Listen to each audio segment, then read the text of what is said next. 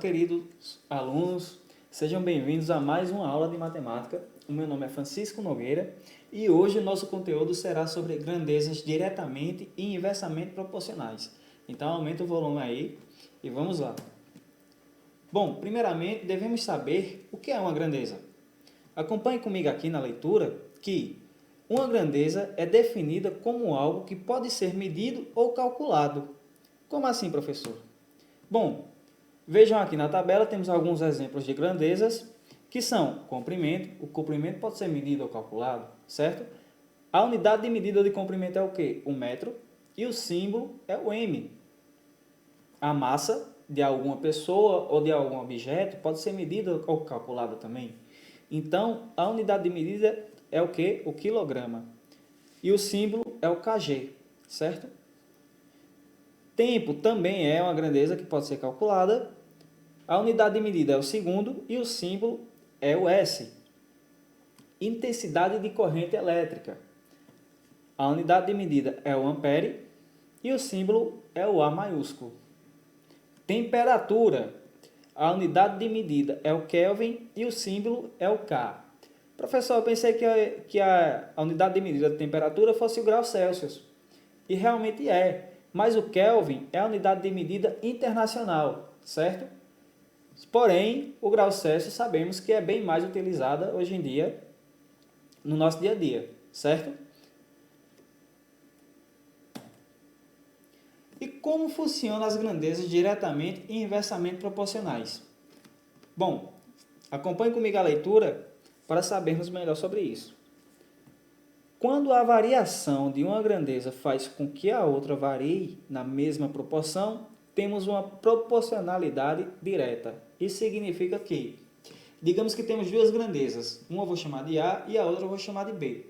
Então, se uma grandeza aumenta, certo? A outra grandeza também faz o quê? Aumenta. Então, isso a gente chama de grandezas diretamente proporcionais. Ou seja, quando uma aumenta, a outra também vai aumentar. Continuando aqui a leitura, temos aqui o seguinte.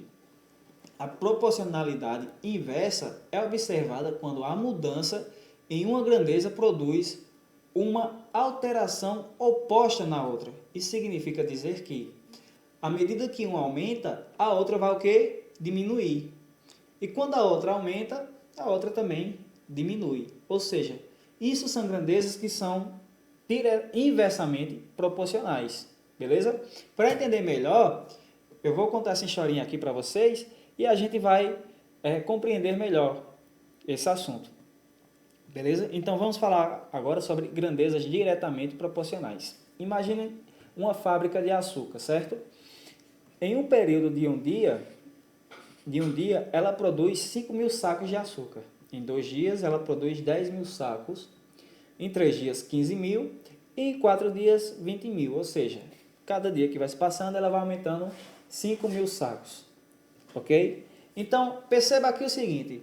Na medida que o tempo, que no caso é os dias, vai aumentando, o que é que vai aumentando também? A quantidade de sacos de açúcar, ok? Beleza, gente? Então, à medida em que o tempo aumenta, a quantidade de sacos também vai aumentar, beleza? Ou seja, a produção da fábrica também tende a aumentar. E já a grandeza inversamente proporcionais, imagina o seguinte, que você sai de uma cidade e vai para outra cidade, ok? No primeiro momento, você vai do ponto A até o ponto B numa velocidade de 30 km por hora, certo? Você gasta para chegar até o seu objetivo 12 horas. Mas quando você aumenta a sua velocidade, ou seja, você foi de 30 para 60, você percebe que a quantidade de tempo também diminui.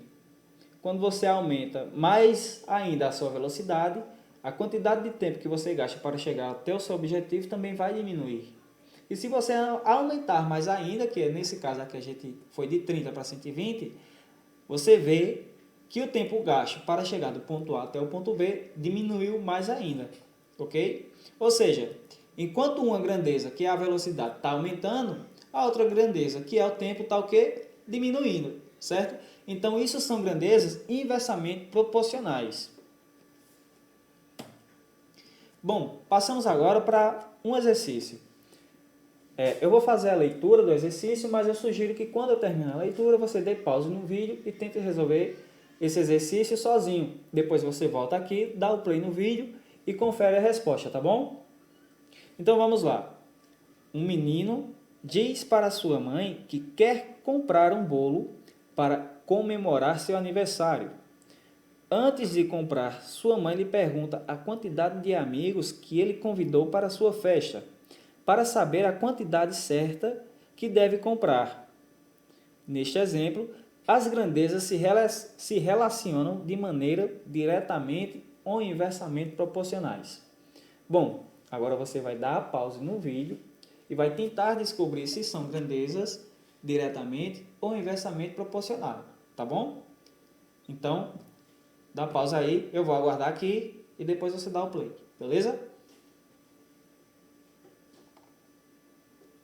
Prontinho? Já deu play aí no vídeo? Então vamos lá. Vamos conferir agora a resposta? Bom, para resolver essa questão, o primeiro passo que a gente tem que ver é decidir se as grandezas são diretamente ou inversamente proporcionais. Para isso precisamos antes saber quais são elas. Ok? O enunciado diz que a mãe do menino irá comprar o bolo baseado no número de amigos, ou seja, a relação nesse caso é entre o bolo e o número de amigos. Essas serão as grandezas. O segundo passo é o quê?